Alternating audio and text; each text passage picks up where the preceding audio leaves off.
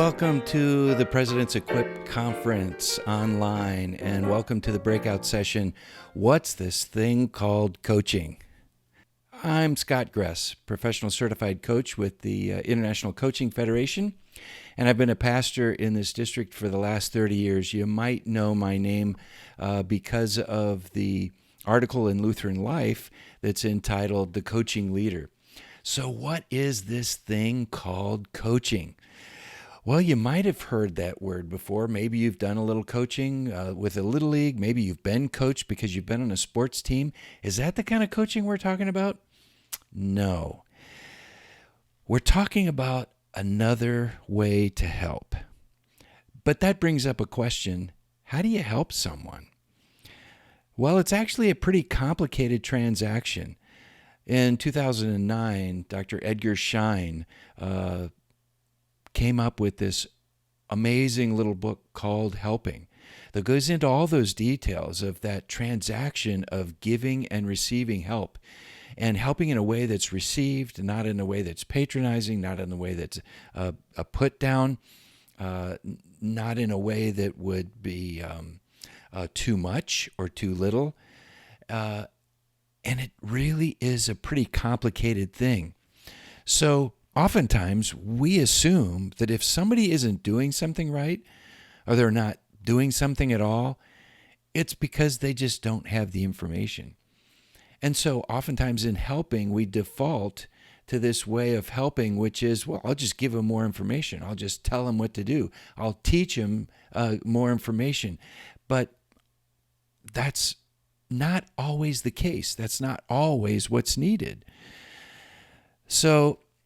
And it gets complicated when people call these various ways of helping coaching. I know it's kind of a popular thing and to use that word coaching, and I know I'm not the vocabulary police here, but what some people call that telling type of help, when they call it coaching, it isn't coaching. It might be advice giving or consulting or something like that. We'll go into it a little bit later, but it's not coaching. So where did this word coach come from anyway? You see on your screen a picture of a coach, a carriage. One history I read that the word coach can be traced back to the 1550s from the Middle French, German, or Hungarian word, which literally translates carriage of coaches, from the name of the village where carriages were made. And the meaning for a coach as an instructor or a trainer is said to come about in about the 1830s.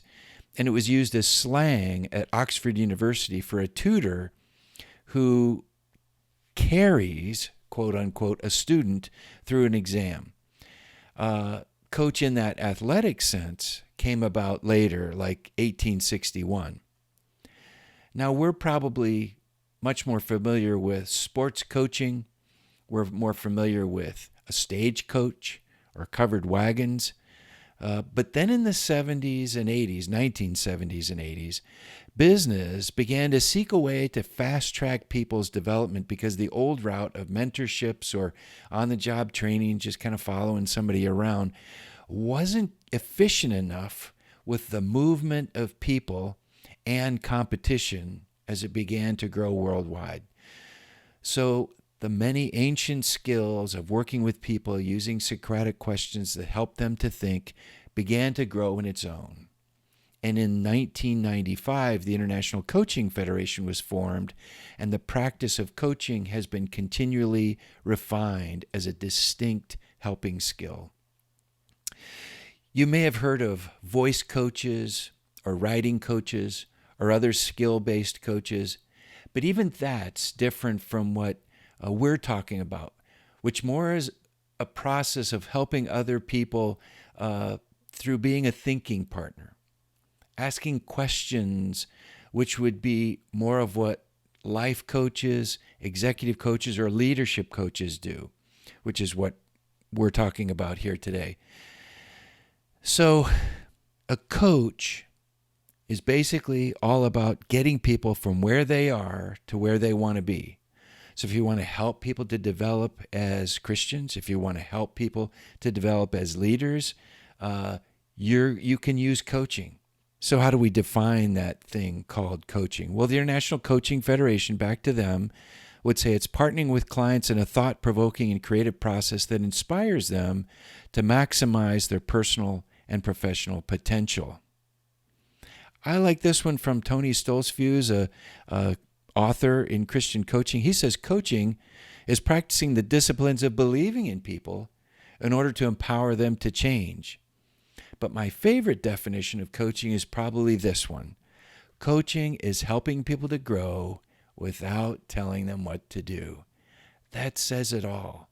It's not about that telling or informing kind of coaching, as it were, but it's about helping them to grow, helping them to think, helping them get past their stuck point, helping them without telling them what to do.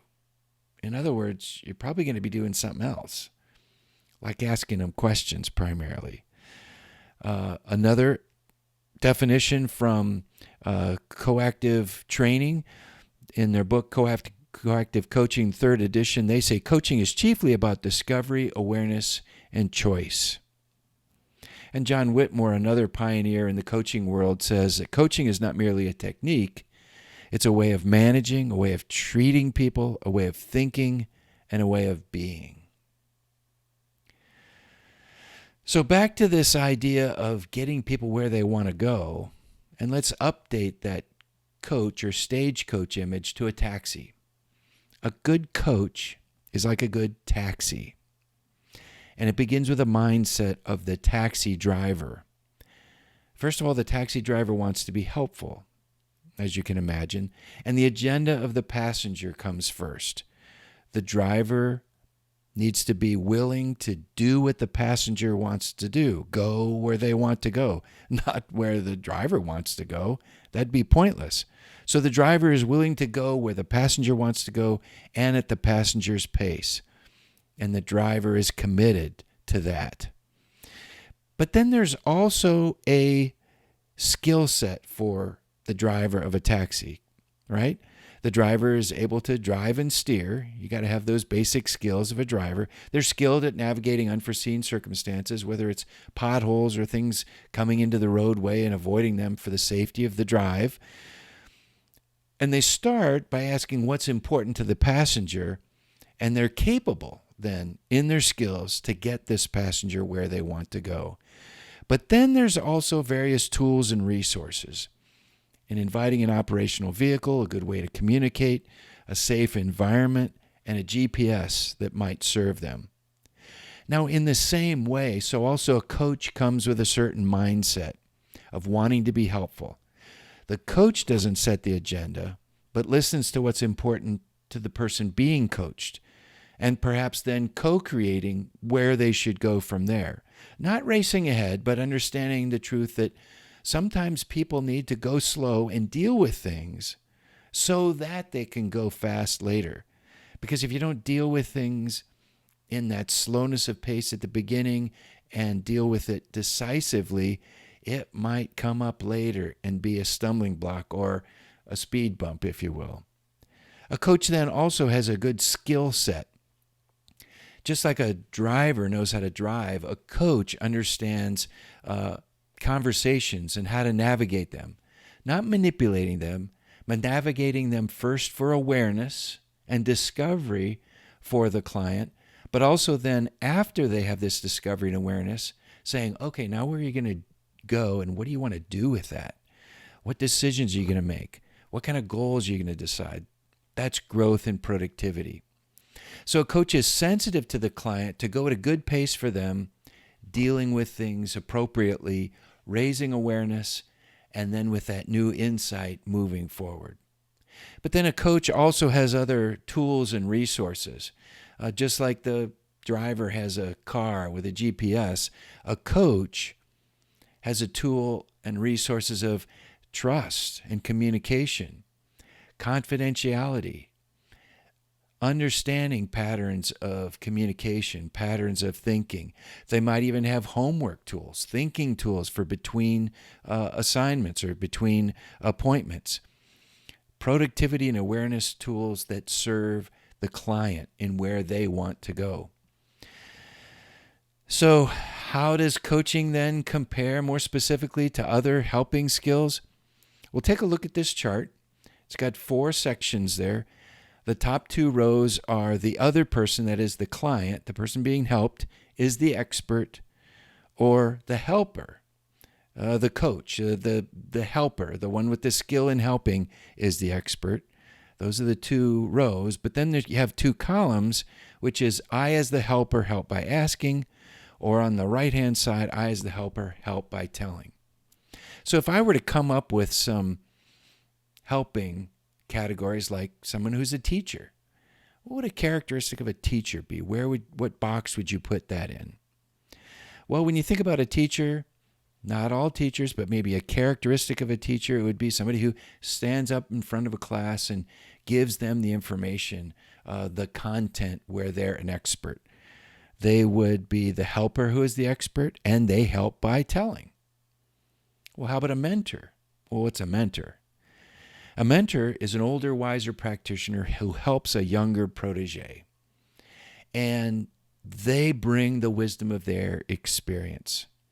So they are the expert because they have the experience, and they also help by telling about their experience. Well, what about a counselor? That's a little bit different. Do they have any expertise? Oh, of course they do. They're trained in DSM-5, Diagnostic Statistics Manual, various mental health concerns or issues, and understand all of those challenges that people might have in mental health.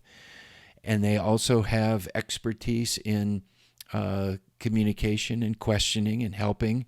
And they help primarily what? By telling? Yes, by asking. So we would put them in that bottom left-hand corner box. But what about a consultant? Well, a consultant asks a lot of questions, but their purpose in asking the questions is so that they can gather the data, write a report, and then deliver the report. Their deliverable, their value is in delivering their expertise, their report. And so they ultimately help, not by asking, but by telling. So bottom right. What about an advisor? Well, that's a little more simple. Advisors advise. So they're an expert, and they help by telling as well. But what about a pastor? Well, pastors have a myriad of gifts. Pastors are all over the spectrum. But in that, once again, like a teacher, in that characteristic way, or in that stand up front and do a lot of talking, or they stand in front of the classroom and teach about the Bible. So they're often perceived as the expert in the Bible, bottom row, and they help by telling, bottom right. Well, then what about a coach? Does a coach have any expertise? Oh, they might. They might have expertise in leadership. They might have a lot of experience in leadership. They might be a trained pastor like myself. So there's some expertise in being a pastor, perhaps. But primarily, their expertise is in coaching. And they see that the other person, the person being helped, is the expert in their life.